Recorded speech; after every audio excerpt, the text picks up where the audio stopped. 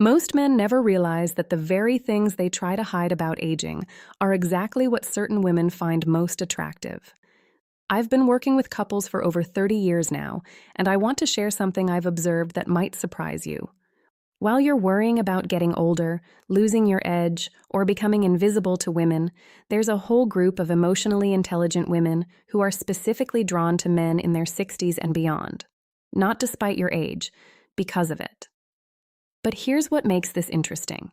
These women aren't looking for the same things they wanted at 25, and the qualities they admire most. They're not what you'd expect. In fact, many of you already have them and don't even realize it. So let me tell you what I've learned from hundreds of conversations with women about what they genuinely appreciate in men over 60. This isn't flattery. This isn't about making you feel good. This is just the truth about female psychology that nobody talks about. The first thing women secretly admire is your comfort with silence. Think about younger men for a moment. They fill every gap in conversation. They're constantly proving themselves, explaining themselves, justifying themselves. There's this nervous energy that comes from insecurity. But you've lived enough life to know that not everything needs to be said. You can sit with a woman and just be present. You don't panic when there's a pause in conversation. You don't feel compelled to perform or entertain every single second. A woman told me something last month that stuck with me. She said her boyfriend, who's 63, took her to dinner and they sat for almost 10 minutes without speaking, just watching the sunset from the restaurant window. She said it was one of the most intimate moments she'd ever experienced because she felt he was genuinely there with her, not trying to impress her or fill space with empty words. That capacity for comfortable silence signals emotional maturity. It tells a woman you're not desperate for validation. You're not anxious about what she's thinking. You're confident enough in yourself to just exist beside her without needing constant reassurance. Most younger men can't do this. They're too busy managing their image. But you've reached an age where you understand that real connection often happens in the quiet moments between words. Women notice this. They feel safe with it. It's one of those subtle things that creates attraction without anyone quite understanding why. The second thing women admire is your selectivity. When you're 25, you're often attracted to every attractive woman who crosses your path. Your attention scatters in every direction. But by 60, you've developed discernment. You're not trying to win over every woman you meet. You're not performing for female attention in general. You've learned what actually matters to you in a relationship, and you're not willing to waste time on connections that don't align with that. Here's why this matters psychologically.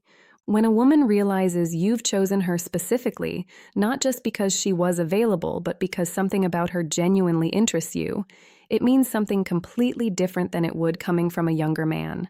A younger man's attention can feel random, like she happened to be there when he was looking, but your attention feels earned, considered, meaningful.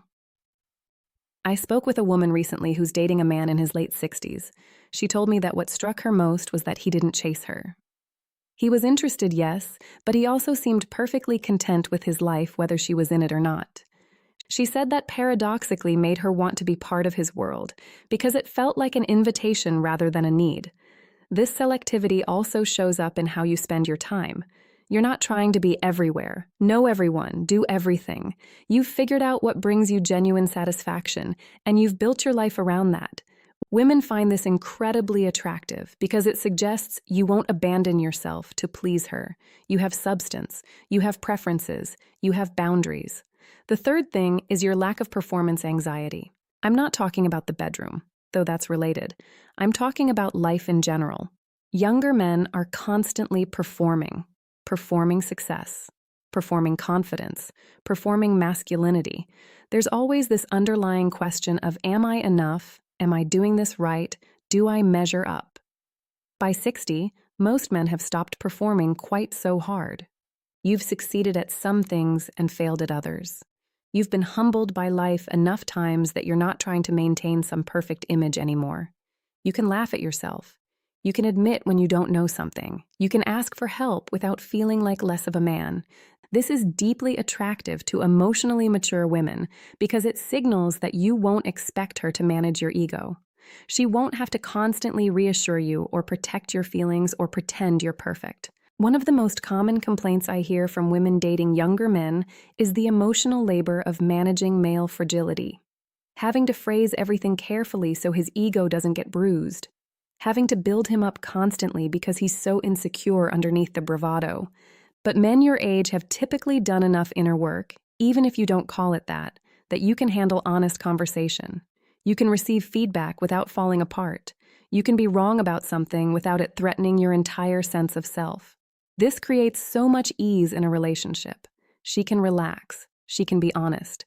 She doesn't have to walk on eggshells or perform femininity in rigid ways to protect your masculinity. The fourth thing women admire is your relationship with your past. You have history. You've loved before. You've lost before. Maybe you've been married. Maybe you've been divorced. Maybe you've experienced grief. And here's what women notice. You don't pretend those experiences didn't happen. You don't try to show up as some blank slate. You've integrated your past into who you are now. This is psychologically significant because it shows emotional intelligence. It shows you can hold complexity. You can acknowledge that something ended and still find meaning in it. You can have loved someone deeply and still be open to loving again. Younger men often try to erase their romantic history or compete with it. They get weird about your past relationships, but you understand that everyone over a certain age has loved and lost. It's just part of being human. I remember talking to a man who's 68 who told me about having coffee with a woman he'd recently started seeing. She asked about his marriage that ended 15 years ago. He said he told her honestly that his ex-wife was a good person, and they'd had many good years together before growing apart. He didn't trash her. He didn't pretend the relationship was meaningless. He spoke about it with respect and perspective. The woman later told me that response made her trust him more, not less. It showed her he could hold nuance. He could honor what was real without being stuck in it. He wasn't carrying bitterness that would poison future relationships. Your history, when you've processed it well, becomes evidence of your depth. It makes you interesting. It makes you real. Women don't want a man with no past. They want a man who's learned from his past and brought those lessons forward. The fifth thing is your groundedness in the present. Men in their 60s tend to have a different relationship with time than younger men. You're not constantly living 5 years in the future. You're not always chasing the next achievement, the next milestone, the next thing that will finally make you enough. You've learned, often the hard way, that life is actually happening right now. That the only moment you really have is this one. This shows up in small ways that women notice. You actually taste your food instead of eating while checking your phone. You listen to what she's saying instead of planning your response while she talks. You notice details, the way light comes through a window, the sound of rain, small, beautiful things that younger men rush past. A woman in one of my workshops described going for a walk with a man she'd been seeing who's 64. She said he stopped to watch a bird building a nest, just stood there watching for several minutes. She said something about that moment made her feel like time slowed down, like she could breathe, like she didn't have to be anywhere other than exactly where she was. That presence is magnetic. It creates a sense of peace that's rare in our rushed, distracted world. When a woman is with you, she feels like she has your full attention. Not because you're working hard to give it, but because you've learned to actually be where you are. This is the opposite of the divided attention so many younger men offer. Half present, half checking their phone, half thinking about work, half wondering who else is in the room. Your presence is complete because you understand that presence is all you actually have to offer anyway. The sixth thing women admire is your relationship with material success. By 60, you've usually figured out that money and status don't solve internal problems. Maybe you have financial success, maybe you don't. But either way, you're not chasing it with the desperate energy that younger men often bring. If you've achieved financial comfort, you wear it lightly.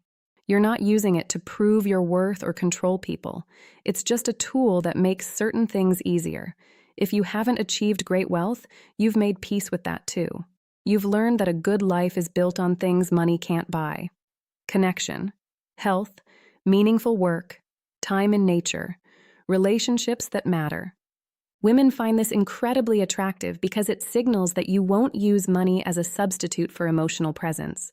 You won't try to buy your way out of intimacy.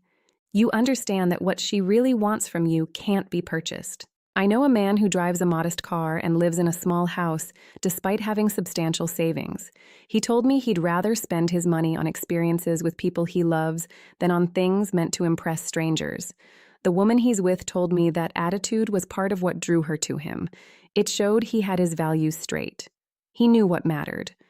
Conversely, I know men who are very wealthy who women adore because they're generous without being flashy. They pick up the check without making a production of it. They share what they have without expecting gratitude or control in return. The point isn't how much money you have. It's your relationship with money. Whether you've learned that it's a tool, not an identity. That your worth as a man isn't measured in your bank account. Women who've matured emotionally already know this. And when they meet a man who knows it too, there's immediate alignment. You're both past the games. You're both clear about what actually creates a good life. The seventh thing is your acceptance of vulnerability. Somewhere between 50 and 70, most men have been broken open by life at least once. An illness, a loss, a failure that really mattered. Something that brought you to your knees and taught you that you're not invincible. And here's the thing women notice. You didn't let that destroy you. You let it soften you instead. You can talk about fear now without pretending you're fearless. You can admit when you're uncertain. You can ask for support. You can say, I don't know, or I'm scared, or I need help. This is the opposite of toxic masculinity that pretends men don't have feelings, don't need anyone, can handle everything alone. Emotionally intelligent women have been waiting their whole lives for men who can be strong and vulnerable at the same time.